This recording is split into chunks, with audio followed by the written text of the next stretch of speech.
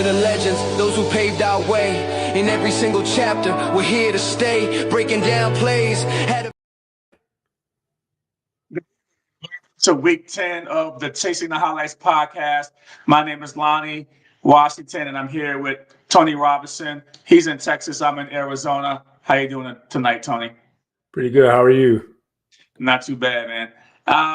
So it was a interesting week 10.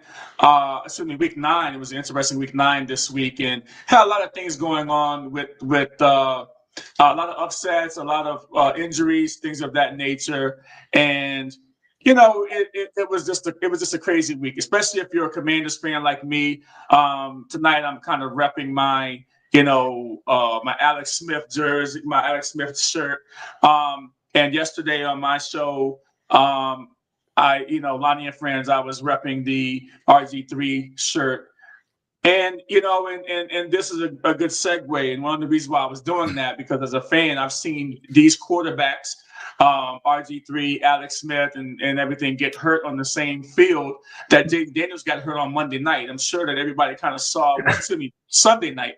I'm sure everybody kind of saw what happened with Jayden Daniels. It was totally unfortunate. And, I'll just show it briefly. This was really bad. It was bad. He dislocated his elbow on that play. And I personally know for a fact that this young man should not have been in this game, right? And, I'm starting off with this. It was a blowout game. Seattle came in and wrecked us, 31-point game. And we're down 31.7 minutes left. Jayden Daniels runs off to the right side, kind of gets hit from behind, tackled from behind, and went to brace himself, and his elbow got dislocated. It probably looked worse, and I'm sure it looks worse than what the actual injury is, and thank goodness that it is for this young man and this franchise and the fans. But it just looked awful. And then we got the news that there was just a regular dislocation of the elbow, and that they were waiting for the results to MRI to see if there was any ligament damage. But Tony, we've seen stuff like this from the Commanders, for many, many years. So the question I have is that should Jayden Daniels have been in the game by 30, down by 31 with 7 minutes left in the game? And, Rex Ryan say that he got Mark Sanchez hurt, and that sometimes that these players would like to stay in the game, just to get momentum for the next game and all that, garbage. But what do you think about this? I don't think he should have been in the game. I mean, you're down by 30. I feel like they set themselves up with this, because this is usually what happens. Like, I was sitting there watching when he was running the ball. I was like, you get down, throw the ball away, get down. Because I can tell, I didn't know it was going to happen. But yeah. But when you got your best player losing by 30, why are you scrambling and trying to, make a play? And the game is almost over. I mean, I don't know. 7 minutes left. I don't know if they had a chance to come back, but I feel like 31. Yeah, I feel like he shouldn't have been. He shouldn't have been in the game, especially with those injuries from prior to. He had the hamstring injury and the knee injury, so I was kind of like, I kind of didn't want him. I think he came back too early too, but he looked pretty good out there. Because we talked about that earlier today. So he played pretty good, but I feel like he shouldn't have been out there down 30. Your best player shouldn't be doing what he was doing, rolling out with 7 minutes to go, like y'all trying to make a comeback. I mean, I don't know. And I know some teams, like you said, they try to get some momentum going into the next game. But if you're doing that, you should be just passing the ball. Don't try to run. Just throw the ball away, or just get down or something. Don't allow somebody to come up under you and take you down. I don't know. I don't play football anymore. We don't play anymore, so we don't know what they're thinking. So I mean, I'm hard on Dan Quinn on this, but when a man comes out, he actually came out in the press conference and said, "Hey, that's on me." I wasn't expecting him to. We were supposed to just be running the ball and maybe throwing the ball, but he says essentially what he was saying, and I'm paraphrasing, is that I missed it, and I gotta understand that he's a running quarterback. Anytime he's in the game, he's always a threat to run, even though we want to run or we want to pass the ball. He's always a threat to run because he's always looking to make a play. And he said that he missed it. So I do give him some credit. And I've cooled down a little bit from yesterday on my show. And I'm just gonna run the tape from what I said yesterday on my show, Lonnie and Friends. And just knowing the player, even though that he wants to be out there, Jayden Daniels cannot be out there when you're down 31 points with 7 minutes left in the fourth quarter. Now, let me say this again. To the Commanders team, their staff, their organization. You cannot have your quarterback out there 31 points down, 7 minutes left in the game. There's no reason why he should have been out there at all. So that is that one. And so, now the Commanders, pretty much this season is.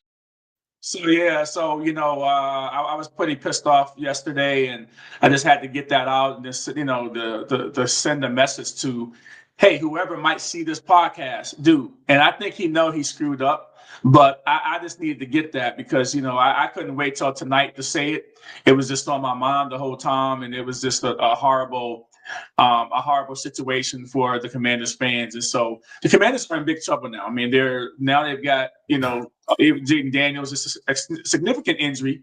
He'll probably miss 4 to 6 weeks. And now the bigger question is always going to be is, you've got, essentially 7 or 8 weeks left in the season, and Daniels, this might not knock him out totally for the whole season.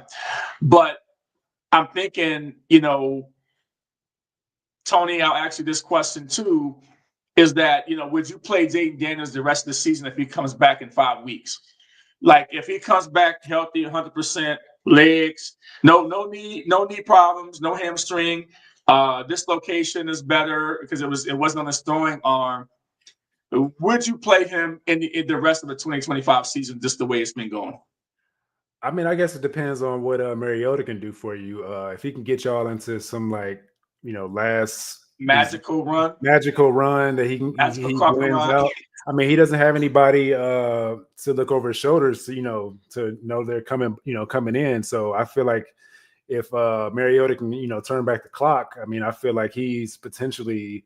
He's a good quarterback. I mean, he's not a starting material anymore, but I feel like he can come in and potentially get y'all a couple wins at least. I mean, if y'all can win out these while he's gone and at that 5th week mark or whatever, and you guys went 5-0, I feel like play him. I mean, because you're in the playoff hunt at that point potentially. So, but I don't know. It depends on how bad that injury is. It's not on his throwing arm, so that's a good thing.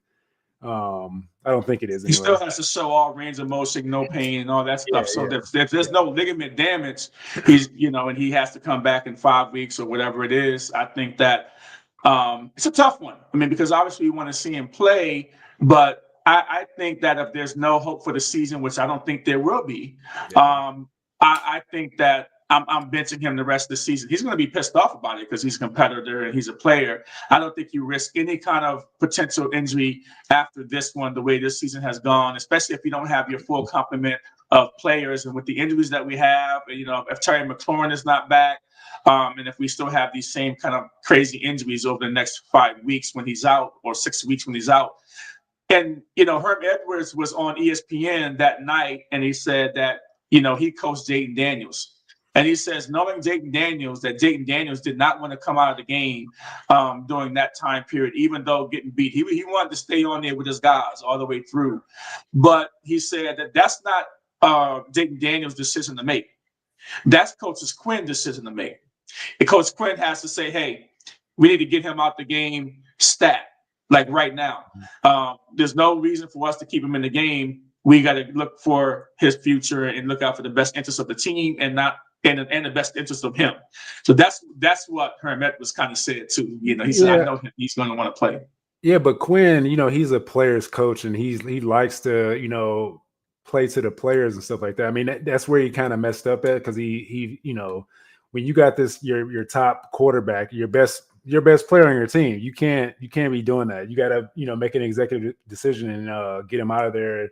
I mean, it's good in we can say this in hindsight, say this afterwards, but It's crazy to talk about that. But you know, we had other games too. You know, the Dallas Cowboys, Arizona Cardinals 27, Dallas Cowboys 17, last night, and we, you know, they went out there and basically the Arizona Cardinals put a spanking on the Dallas Cowboys. And I think last week, Tony, you were of the mindset that, hey, Cardinals ain't got no chance. They don't have any chance. But what people don't realize is that the 5 losses that the Cardinals have had, I think it was a combined total of 13 points. Yeah. Right. And, you know, and the crazy thing is that, as I always say, I live close to the Cardinals camp, 15 minutes from the house. And I kind of keep one little eye over there watching the Cardinals, and that their games have been really, really close this year. And you got to remember, the NFC West is very strong. It's a very strong division. And so the Arizona Cardinals, they build their team to beat their division, to beat San Fran, to beat the Rams, to beat the Seattle Seahawks, which are all playoff teams right now, right? So they build their team in that structure. And when you don't see a team all the time, which the Cowboys don't always see Arizona, maybe once every other year, once every couple of years, then you know, Cowboys thought that, man, we're going to wreck them. We're at home. We average like 38 points a game at home, and we play well. We can outscore them, but they was not compared to what that defense was going to do last night to Dak Prescott. I mean, it was just an amazing show. And then you got, you know, the Jacoby Brissett thing now going on too with the Arizona Cardinals. He's looked good the last couple of games, and even though Kyler Murray to me was a late scratch, I think he might have been a healthy scratch in this game, which is even more troubling. They have some quarterback potential things going on in Arizona. But what do you think now that you saw Arizona going to beat the Cowboys, and we know the Cowboys made some big moves defensively today? Do you think the moves that the Cowboys made today is going, as bad as that defense has been, do you think it's going to make a difference this, you know, kind of mid-season here? I think it'll make it. It'll make a difference. I feel like because they got some D-line help. You know, I think that's where they're most lacking. I think they're missing somebody that can get to the quarterback. They couldn't, because when you have your defensive tackles, your DNs, they can't get to the quarterback. He has too much time back there, so it makes the DBs have to, you know, run around a lot to then, you know, players come open and stuff like that, and they get tired. If you can't get pressure on the quarterback, then, you know, you can't. Your defense is going to be, you know, I don't want to curse, but it's going to be poo-poo. Yeah, I mean, you know, Bland, you know, he gave up that touchdown there to Marvin Harrison Jr. And he just got, I mean, he got, it was bad. It was a bad touchdown he gave up. Yeah. So I think that the Dallas Cowboys have more than just one issue on defense. I mean, the D-line is one thing, but that back end and the linebacking core and that lack of edge rush is going to be a problem, even though they made some big moves today. Yeah, and I mean, I feel like the Arizona team, they actually came to play. They brought their lunch pail, and like Brissett. I mean, I said this to somebody, and not you on the podcast, but I said it to somebody. Don't be surprised with Brissett, because he's a traditional quarterback. When you got Kyler Murray, that he's more of a runner to me when he's playing quarterback. He doesn't really look at the full scope of passing most of the time.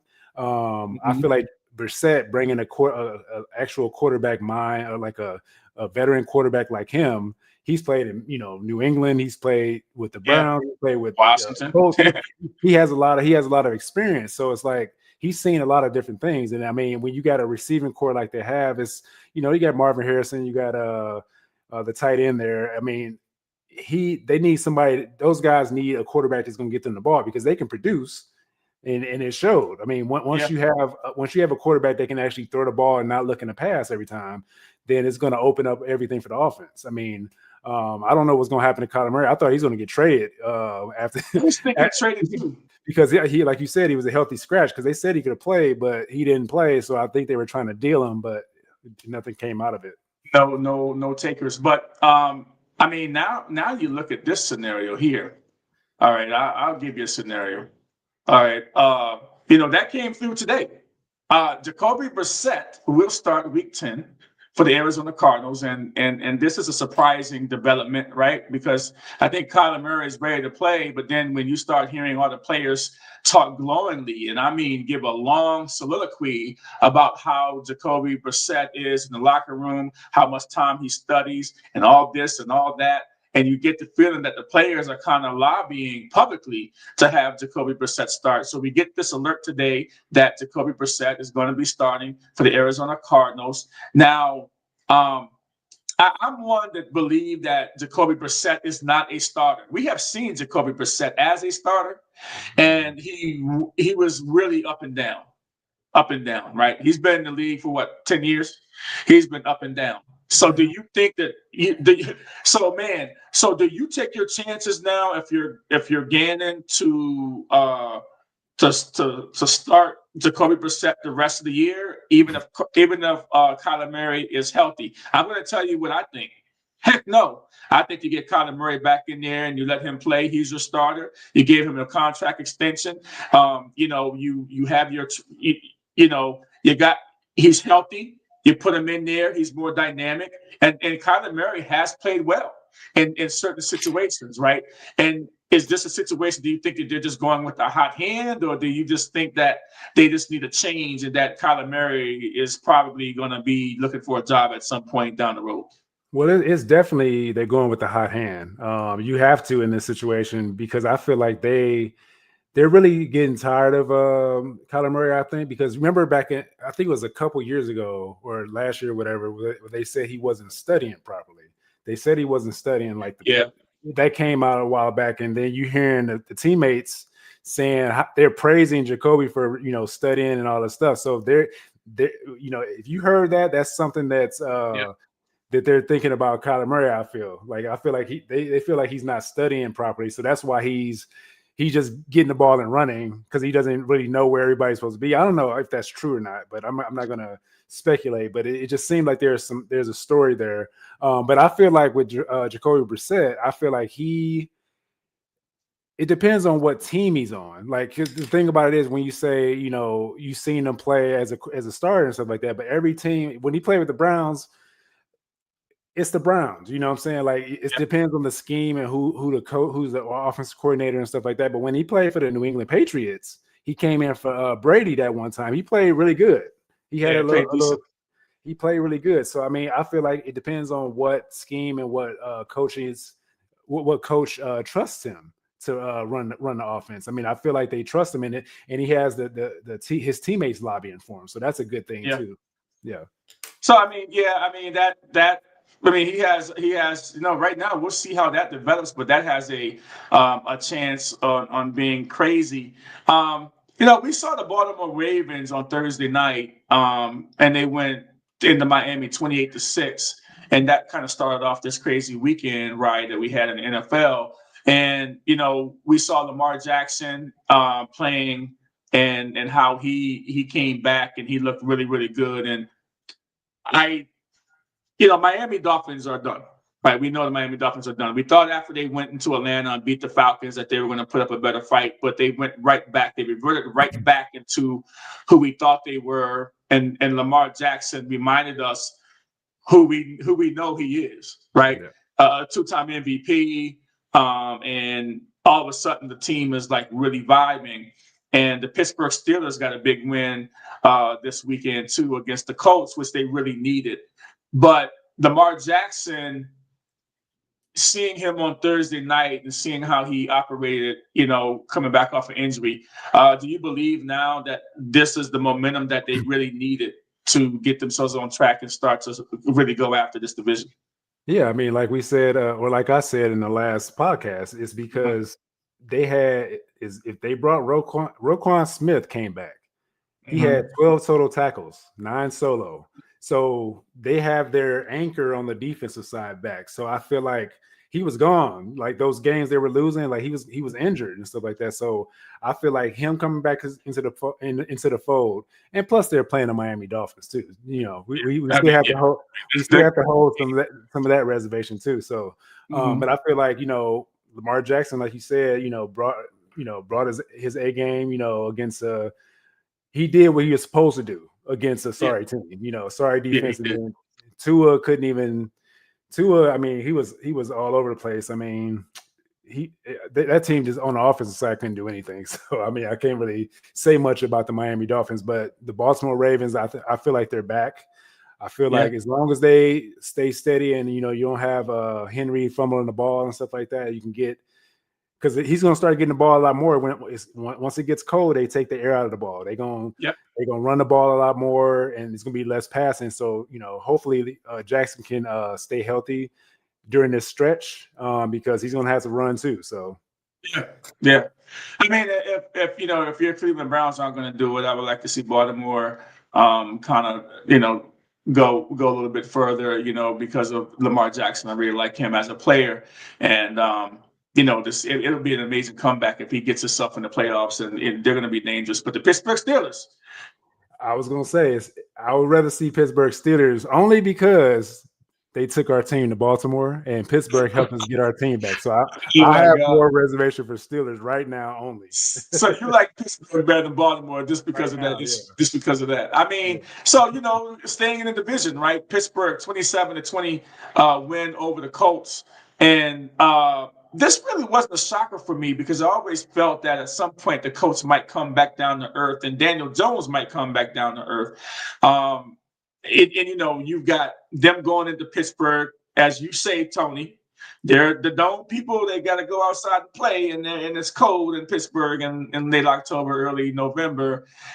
And I mean, Daniel Jones was just he was the old Daniel Jones that we thought that might show back up, not the one that's everybody's been shouting from the mountaintops, MVP, MVP. This guy was Danny Dimes. He was Danny Dimes again, and it was just a big win for the Steelers with all the turnovers and things that they created. Pittsburgh came ready to play. Yeah. He was when he's winning, he's Indiana Jones. But when he's losing, he Danny Dimes. But the issue was, I feel like they went away from Jonathan Taylor. Jonathan Taylor only got 14 carries. Like you have to go with the person that got you the hot hand that's been winning you games and just killing everybody. You can't and the Steelers. You can't tell me the Steelers stopped him that much where you had to stop going to him. I mean, they weren't winning by that much where they had to pass that much, but it felt like they tried because he threw 50 times. Like, come on, man. Yeah. You threw 50 times and had 3 picks. You showed, you can't, when you have a running back like Jonathan Taylor, you have to, run with him. You can't try to put it on the shoulders of Daniel Jones 50 times. That's crazy to me. I just can't get past that stat, looking at that stat and just watching the game. Because they knew what he was doing because it seemed like he just kept throwing it to him. I'm like, what are you doing, dude? But, the 3 picks, 2 fumbles lost, sacked 5 times. I mean, this was just an all-around, beatdown. I mean, and then we see this. And sometimes it takes games like this for teams to it's a copycat league, right? Teams are going to take that tape from the Pittsburgh Steelers defense, and they might not have the same personnel, but they're going to try to mimic all the things that Pittsburgh did, and now try to play that same type of game. Now, is it realistic that a team's going to get 3 picks from him and 2 fumbles? No, but they might not need that to win. Some teams, if they can get 2 picks and things of that nature, that's all they need to win. So I think the Colts now have to really be careful coming up this week because you're going to start to see teams trying to play them like the Pittsburgh Steelers did. And that's the last thing you want is for Danny Dimes to show up and not Indiana Jones to show up. Yeah. Yeah. So that's kind of crazy all the way around. And so, yeah. So, the other game that was out there this week was you had the big 4:00 game, Kansas City Chiefs at the Buffalo Bills.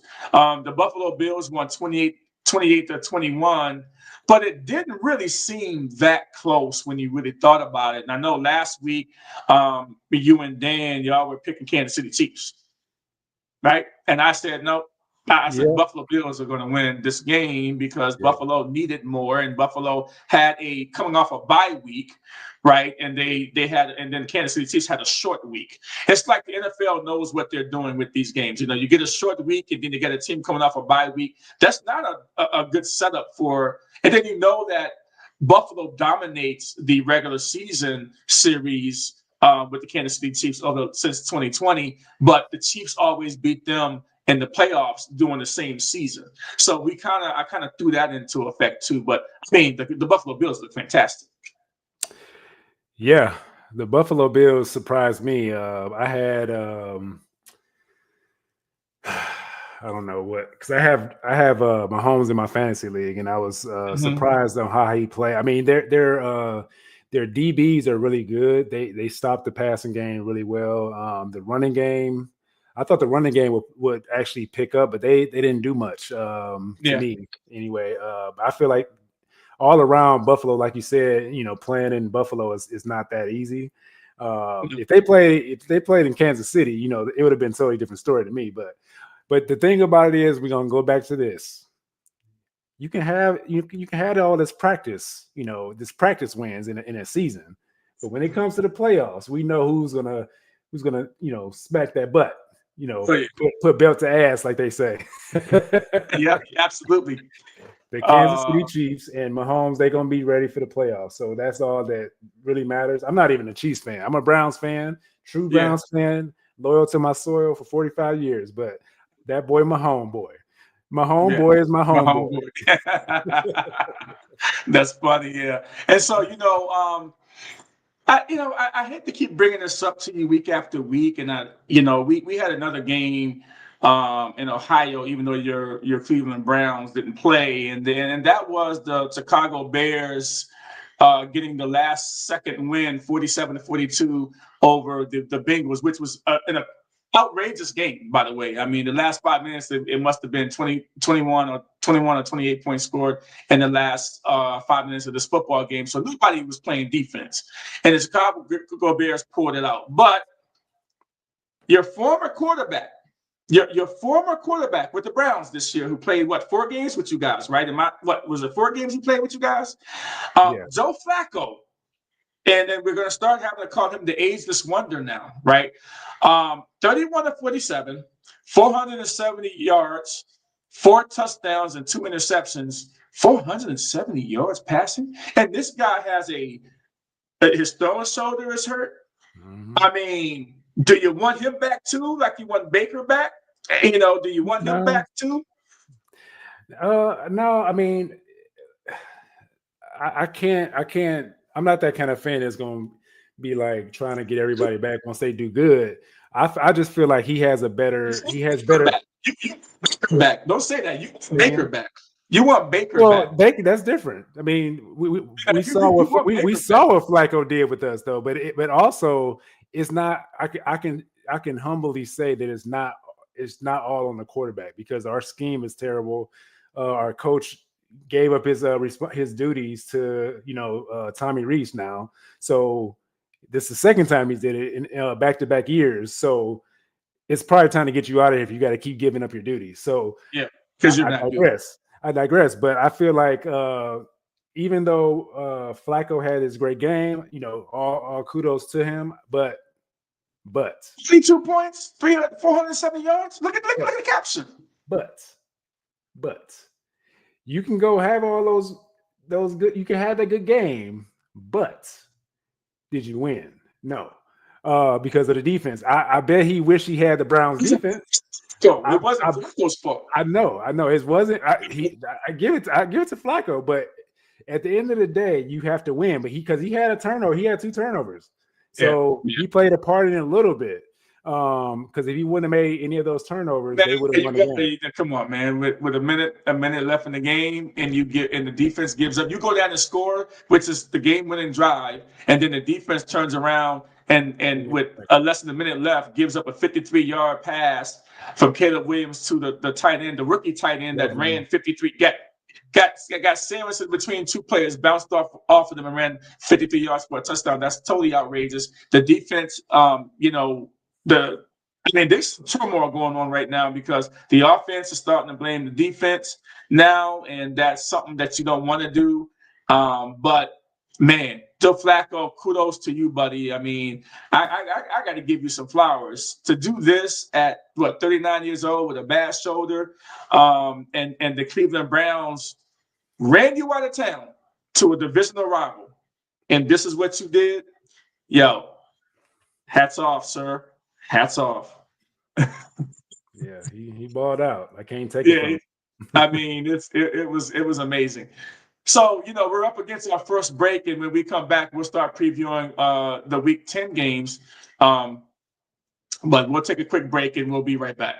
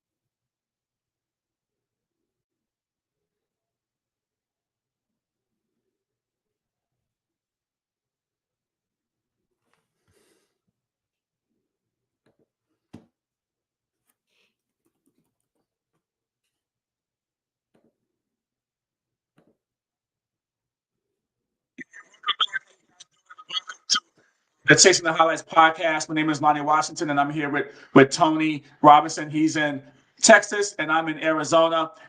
We just talked about, for the last half hour, talked about what happened in Week 9, but we got to move forward to the Week 10 matchups.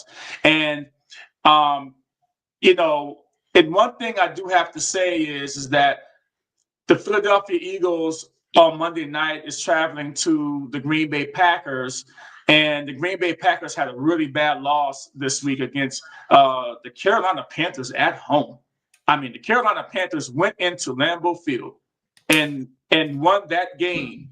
All right, 16-13, I believe, right? And so now you have the Eagles who coming off a week off, everybody getting healthy. They're traveling to Lambeau Field on Monday night.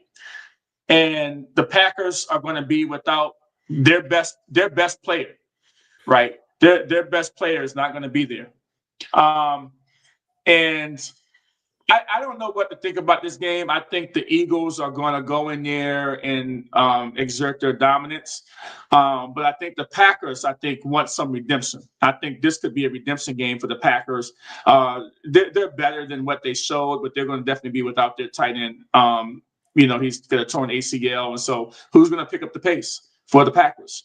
The Eagles are going to be ready. I think they're running game. If Barkley plays, I don't know if Barkley's going to play because he had some growing or some hamstring stuff going on a couple of weeks ago. But we know AJ Brown's going to be back, right? Even though he had the hamstring, I think he's going to be playing in this game.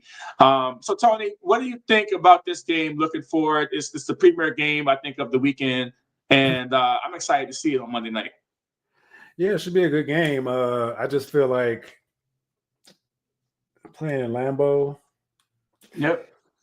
I still think the Eagles got this game because it's just that the dynamic of it depends if Saquon comes back for me though, but I feel like they could, I don't know, because Brown, it's kind of hard to pick this game because we don't know who's going to be playing. I mean, I guess we'll find out once that time comes, but I feel like with Kraft out, I feel like that's going to be hard for their defense or for their offense to the offense to rebound from that. I feel like I guess they're gonna have to get it to their wide receivers and then get it to the running game has to pick up to slack on a passing game too. But I feel like they could probably win this game at home potentially. Now that I think about it, if Saquon's not there, they have Brown has an injury and they got Smith with he's out on let me see, he has an IR or a tricep.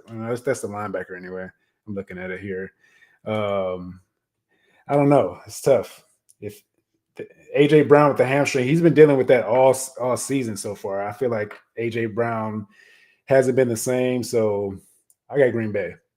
It's the long story short. But, Parsons, he didn't have any pressures the last game. First time in his career, he had 0 pressures in the Panthers game. And you're paying this guy $47 million a year, and he didn't have any pressures at all against the Carolina Panthers at home last week. What's going on with Michael Parsons? And I mean, is he going to have 2 games like that though? I mean, I don't know, man. It's crazy. Well, the thing about it is the Carolina Panthers are flying under the radar. People are the whole season they've been downplaying this team. I downplayed them because in fantasy I'm like picking everybody that's playing them, and they showing us a totally different team. They won 5 games now, so it's like they're above 500. I mean they finding ways to win. Defense is stepping up. They beat the Falcons 37-0. Yeah, and people was like, wow, that's a fluke. So I think that, and they played the Patriots hard too, I believe. So I think that, I think this is going to be the premier game of the week. And, I'm excited to see that one. That's one that I'm going to be ready with the popcorn. So you also have the New England Patriots, the 7-2 New England Patriots traveling to the 6-2 Tampa Bay Buccaneers, and your buddy Baker Mayfield is there, right? And they're coming off a bye week also, but the Patriots are hot. Now, last week on the show, everybody was saying that they were going to be running away. The Patriots are going to be running away from the Atlanta Falcons. They're going to run away with the Atlanta Falcons, right? And that just did not happen. They barely won that game, okay? And some games are harder than others, and I realized that. But the Atlanta Falcons gave the Patriots all they could handle. Now they travel and they go down to play the Tampa Bay Buccaneers. And now I think this is a pivotal point in the season for the Patriots. And the reason why is because they've had all these teams that had losing records that they've beaten. Now they step up in class and weight class. Now they're playing Tampa Bay and that defense, and Tampa Bay is getting a little bit healthier. And they had a week off, and Baker Mayfield is also a hot quarterback too. So in this game, I'm picking Tampa Bay. And Dan, that was on our show last week, he said this is one of the games the Patriots were going to lose.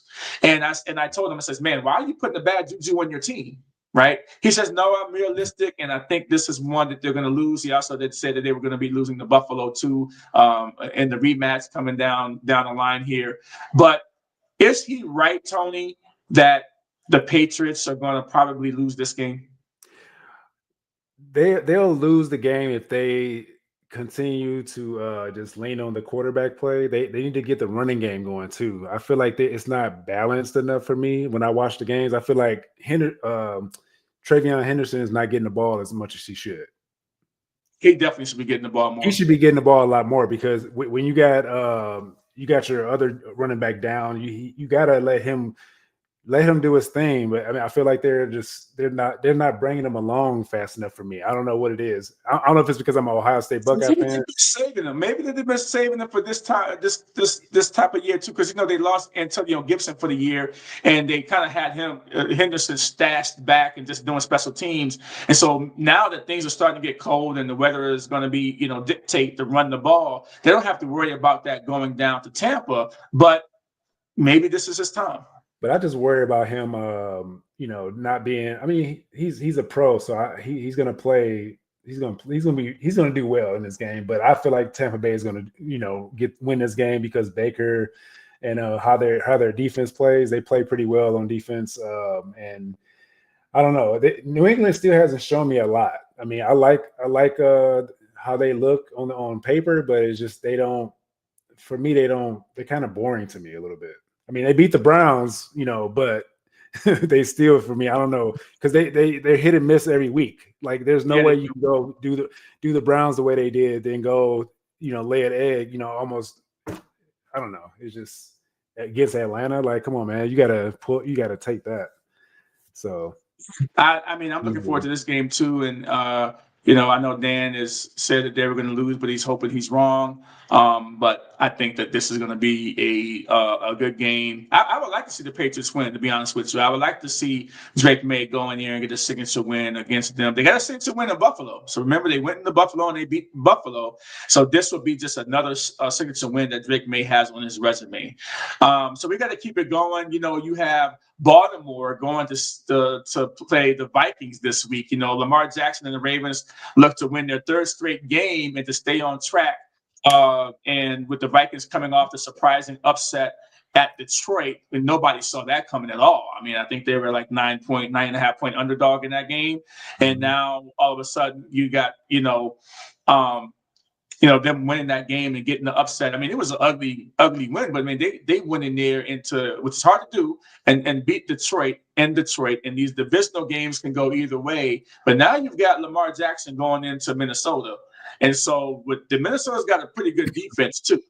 So we're going to really see if the Baltimore Ravens can win their third game and get themselves back on track. But JJ McCarthy, he just does enough to win. I noticed that last week his stats weren't great, but he made enough throws when time came to make the throws. He made the play, and he even did this in high school. He did this in college. Doesn't always look pretty, but he just does enough to get by, and that's what we saw last week against Detroit. Is that going to be enough? Do you think he needs to play better this week in order to beat the Baltimore Ravens coming into town on a two-game winning streak? Well, I mean, I feel like they don't. They're actually playing them the way they should, because he's only passing like 25 attempts a game, and I feel like he managed the game properly. Because if he started throwing I think if he'd have gotten into like the 30s and 40s attempts, he did at least 30, 35 attempts, though, I think. Yeah. Against Lamar Jackson, against this next game, they have to. But I feel like the defense did enough to slow down the Detroit, so they didn't have to score as much. So once the game script changed, they can just run the ball and like just run the clock out. Complementary football, that's what we say. Complementary football. The defenses in Minnesota's pretty good. They're leaning on the defense to help the young quarterback. He doesn't have to do much. They're leaning on the running game a little bit, and you got Justin Jefferson, Addison, and Hawkinson there, right? So it's like one of those things to where you're trying to play complementary football to help the young player out. But I think he's that was his first game back after missing 5 weeks. So now you say, okay, we need you to do more now. This is the Ravens. They're coming in. They're so I don't know if you followed the same script as you did against Detroit with the Ravens, but you're going to need to see more from McCarthy to win this game. Yeah, I'm sure they're gonna have to. It's probably gonna be a shootout if he throws more than he's gonna have to throw more against the Lamar Jacksons, and I feel like their defense is gonna be a lot better. So I feel like they're gonna have to throw the ball a lot more later on in the game, maybe in garbage time to try to come back. But when you got Jefferson over there, receiver, I mean, just throw that thing up. I mean, you got the other receiver too. Forgot his name. His name is slipping away from me. Jordan Addison. You got Addison, and then you got the tight end. So you got a lot of pieces that he's going to be able to stand, get behind, and and they're going to be there for him. I feel it's just the defense is really solid with that. The way the defense plays, I feel like that's what any young quarterback needs to actually be really good. So besides the Browns, of course. All right. Good segue here. Speaking of the Browns, they go the 2-6 Cleveland Browns. They go play the New York Jets, who had a sell-off today. Trading Sauce Gardner, and I mean it's just crazy. So Cleveland Browns have a chance to go into New York and possibly win this game. We're back talking about Cleveland again after not really talking about it in the last segment, but we got to talk about them now. So they weren't traders. They didn't trade away their whole house and get rid of and get draft picks today. I don't know why. They got a lot of players in Njoku and a whole bunch of players there that they could have gotten rid of, but they're not selling off, and I don't know why. Can the Cleveland Browns go and beat the Jets this week? I mean, Tony, if they can't beat the Jets, with the sell-off that the Jets just did, I'm not quite sure about the Cleveland Browns. Well, the defense is going to show up. We know that. Usually they show up, but if the this is what I'm going to say. If Dylan Gabriel doesn't do well in the first half against this team, this defense that's depleted now, you got two of your best defensive players gone now. If Dylan Gabriel can't play well against this team, I said this about the Miami game. If he can't play well against this Jets team, this Jets defense, Shedeur should be coming in the second half. Like I can't. Who's the number two quarterback? Yeah, we know who it is, but he should be. He should be if Shedeur is playing, if he's suited up, he should be coming in the second half. Like, I don't care about Zappy. Have they named the number two quarterback this week yet? I haven't seen nothing yet. Okay, so so when you bring up Shedeur, we got to remember he's coming off an injury. He's third string. But he didn't look like he was hurt when he was going to visit his father in Colorado, and they did the son-father walk and got their brakes beat out of him this weekend. He didn't look like he was laboring there. I mean, they just fabricating this injury because he went into his dad's office and he surprised his pops, and they looked like he was having a good time. He didn't say, "Oh, my back," and he was walking. Did the father-son walk like they used to do at Colorado?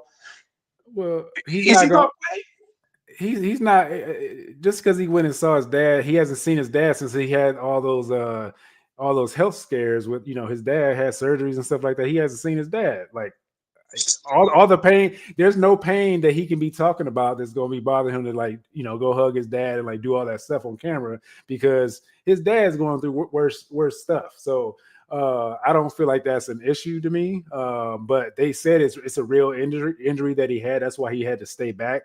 Before he said he was going to stay back, but then he actually showed. I think he was just saying that so his dad wouldn't know he was coming. He was surprised. Yeah.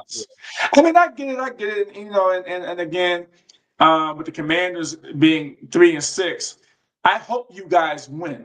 Okay, because I need to get draft position now.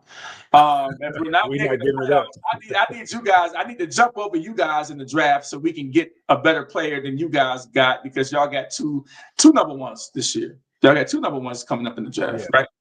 So I'm rooting for the Browns to get 3 or 4 or 5 more wins so we can stay back in the cut and get the draft pick over the Browns. Well, that leads me to believe why they're not starting Shedeur or playing Shedeur is because they're tanking silently, which I've been saying this whole time. I feel like they're tanking. So that's the real so you might not get that because I feel like we're gonna lose the rest of the season. Yeah. I mean, I hope you guys win like 4 straight and that we lose 4 straight and we get the pick just right ahead of you guys. Right, just right ahead of you guys. And so looking at the rest of the schedule, you got the Los Angeles Rams at the San Francisco 49ers, 6-2 Rams at the 6-3 San Francisco 49ers. This division is very, very exciting to watch. And they could have 3 teams making the playoffs in this division, but the Rams going to San Fran. And I'm not sure if Purdy's playing, but I don't know if I would play Purdy. I mean, now that, I might have to go with the hot hand. This is going to be a heck of a game. Yeah, I mean, I got the Rams winning this one only because that boy Puka back. Puka Nacua, I feel like I think it's going to be a good game, though. And I feel like their linebacker that went out with the season-ending injury is going to be the reason why. I feel like their defense is not the same without him. But they do. I don't know. It's kind of this one is another hard one, but I'm taking the Rams on this one. That's who I have. I can't say anymore. The Rams. The Rams. I mean, it's kind of hard. I think they're going on the road and that young defense. Right, we've seen the young defense show up for the San Francisco 49ers, even with the injuries that they have. We've seen them show up. This team is very resilient. Didn't they just trade Ward from their corner? Ward? Didn't Ward just go to the Colts? Because I saw something with a DB from the didn't see Nine. anything come over the wire, and maybe that's something that we have to look at. But I think that essentially that they have to make sure that, of course, the Rams are going to come in. These teams know each other so well, right? The coaches are kind of disciples from each other too. So well coached teams. But I think the difference is going to be just the defense that the San Francisco 49ers are going to play against the Rams. I think it's going to be crazy. I like San Francisco in this game. And just I think they've showed me, I've been so impressed with Mac Jones and the way he's played through, his 5 starts. And I just think they're just so resilient. And if they start to get some help back over there in San Fran, they're going to be tough to beat. And because they're playing at home, I give the nod to San Fran slightly. I don't know what the line is in this game, but I give the nod to San Fran. Sure, I saw some stuff on the Browns group page and stuff like that. They're talking about they want to get Mac Jones in the offseason. I'm like, oh, here we go. The grass is always green on the other side. Ooh, I mean, be ready with your checkbook. I think he's going to be $40 million. Yeah. I don't think you guys can afford him. Quite frankly, you guys got to have these rookies pan out to keep him on a rookie deal because you still got that guy lurking in the background, right? The $60 million man lurking in the background. DW. I mean, I don't know what you're going to do with him, but he's still lurking in the background. So you're going to have to get him off the books before you start paying $40 million because that's what Mac Jones is going to actually command in the, it's going to be like a Sam Darnold contract, like Sam Darnold did with the Seattle Seahawks when he had a good season. So I think it's gonna be a good payday for Mac Jones. Other games, you have the Pittsburgh Steelers. They're 5-3. They're traveling to the Los Angeles Chargers. They just lost Joe Alt. The Los Angeles Chargers lost Joe Alt. Their All-Pro left tackle. I think he's gone for the season. He had ankle injury, ankle surgery. And so, Pittsburgh, man, they're coming. Their defense is coming. And can they take this? I mean, they're like Ringling Brothers and Barney being circus here. And can they take this show on the road and go in and beat, the Chargers? And then that's going to be the key game there. I think it's going to be a great game. Yeah, I don't know. I mean, I don't know. It's you don't know what team's going to show up for the Chargers because like they have the offense, they have the guys to do everything on the offensive side. They have a good defense, but when you get in these games, it's like you see a totally different team every week. To me, yeah, it's not consistent, but they're good. They're a good team. They have all the pieces. They have on the receivers. They have the running game is picking up. Got a quarterback that can be potentially an all pro quarterback, in the future, if he keeps playing the way he's playing. But I feel like Steelers, I don't know. I got the Chargers. I'll take the Chargers in this game. Chargers. Ooh. I think Aaron Rodgers he's man, they don't have enough on offense to me. Yeah, I think Aaron Rodgers just does enough to win. He doesn't throw a lot of interceptions. He doesn't make a lot of mistakes.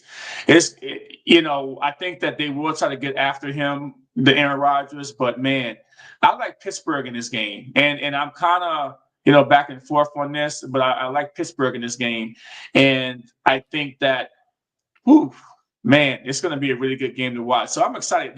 There is some games this weekend that I'm excited to see, but I think Pittsburgh is this one of the games I'm going to keep my eye on too on this particular game. So I think I like Pittsburgh, going away winning in this game. Maybe a 3-4 point game in this game. So also we're looking at just some other little matchups here. You've got the New York Giants going to the Chicago Bears. The Bears got to be careful too. I mean, they barely won against the the Bengals, but New York defense really plays tough. And so the Chicago Bears are 5-3, the Giants are 2-7, and it's probably going nowhere. But these are the games that you have to really be careful of when you're looking at these types of games too. So yeah, that game too. But Caleb Williams, he's looking good. Ben Johnson's got this team scoring a lot of points, although against a bad defense, though. I mean, but you can only play who you play, right? So we'll see in that game. Yeah. Also, you've got, the Jacksonville Jaguars 5-3 going to play, Houston, Texas 3-5. And, Stroud had a bad concussion last game, and it shouldn't have happened. He went to slide and the guy hit him. And then when you're giving yourself up, to see that happen in that game was tough, right? Because I thought Houston, had some momentum and things of that nature. But you are what your records say you are, and they are 3-5, and this is a division game. So I think that you got to look at this game and say, man, I think that Jacksonville should win this game. All right, because you got Sam Mills. I think he's the backup quarterback, and we haven't seen him in a long time. 3 or 4 years, about 3 years now, right? Since Deshaun Watson left. But I think Sam Mills, you give him another week with the starters. I think Sam Mills can make this game pretty interesting, and they're playing in Houston. I don't want to give up on Houston just yet, but I think that I think Jacksonville is going to win this game. They should win this game.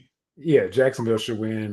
They just picked up Jacoby Myers too in a trade. So yeah, because Hunter is out with the high ankle sprain. So I got Jacksonville. I mean, but that Texans defense though is I feel like they will have to get some turnovers, and a lot has to happen for the Texans to win. I feel like Jacksonville has this game.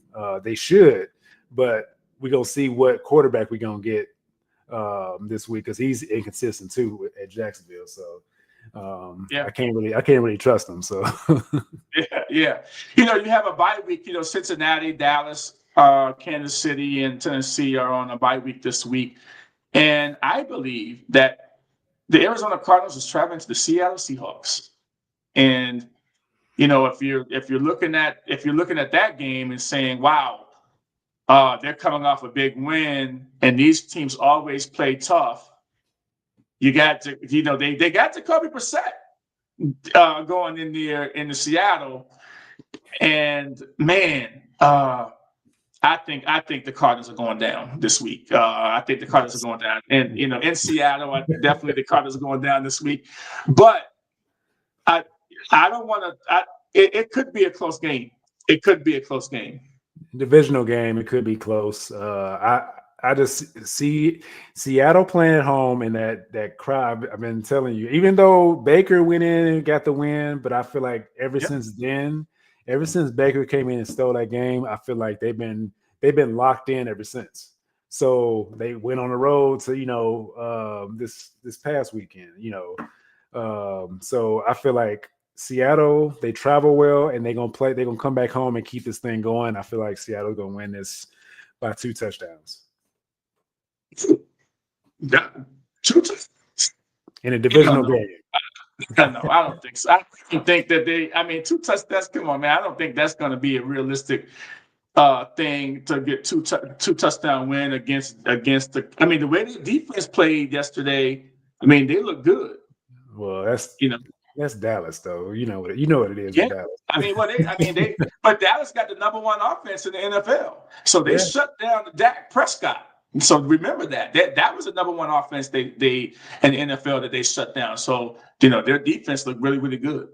Yeah. All right, so we're coming up on the hour here. We're gonna close out the evening, and we're gonna hope your team wins this weekend. And this is from Lonnie Washington and Tony Robinson. This has been Chasing the Highlights. We'll see you next week, everybody. Come alive, 2 ex-players in the studio, ready to thrive, friends and fans, uniting with the truth, sharing the passion, yeah, that's our proof. Chasing the highlights, where dreams come alive, 2 ex-players in the studio, ready to thrive, friends and fans.